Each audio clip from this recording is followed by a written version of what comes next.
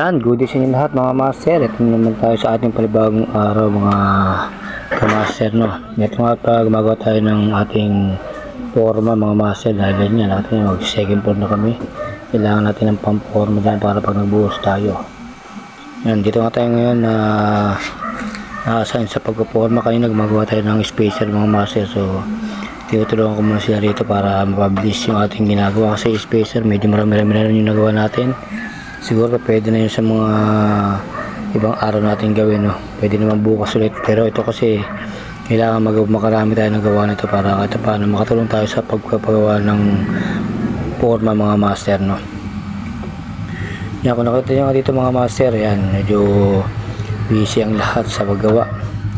Siyempre dito naman sa ginagawa namin mga master, 4 na piraso na kami dito, kaya ito nga kailangan medyo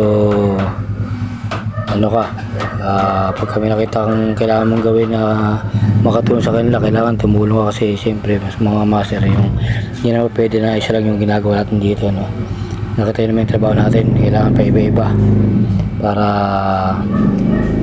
makatulong sa kanila. Siyempre tinutulungan din naman tayo nila pagka yung tayo naman yung nangangailangan ng tulong nila. Yun nga mga master, dito nga pag nasa construction ka, kailangan mong naging matuto ka makisama sa siyempre mga master. At pala sa construction tayo, lahat dapat matutunan mo kasi ang pagka nasa construction tayo, mo mga master, mas maganda yung marami kang natutunan, hindi yung isa lang yung alam mo, para kahit paano pag nag-apply ka o kaya may gagawin ka na sa sarili mong bahay, kahit paano yung mga iba ron mga master ay alam mo na, hindi mo na kailangan na kumuha pa ng ibang trabaho para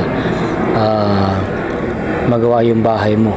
So yun nga mga master, mas maganda pagka nakapasok kayo sa ganitong trabaho, o kaya yung mga datihan na nasa construction, mas maganda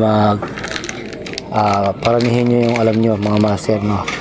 Siyempre pagka alam nyo na yung iba na yung iba rito na kung mas natutunan nyo na, siyempre mga master, iba kasi yung may alam ka kaysa sa hindi mo alam yung gagawin mo. Para pagka yung alam niyo ng mga master, siyempre hindi naman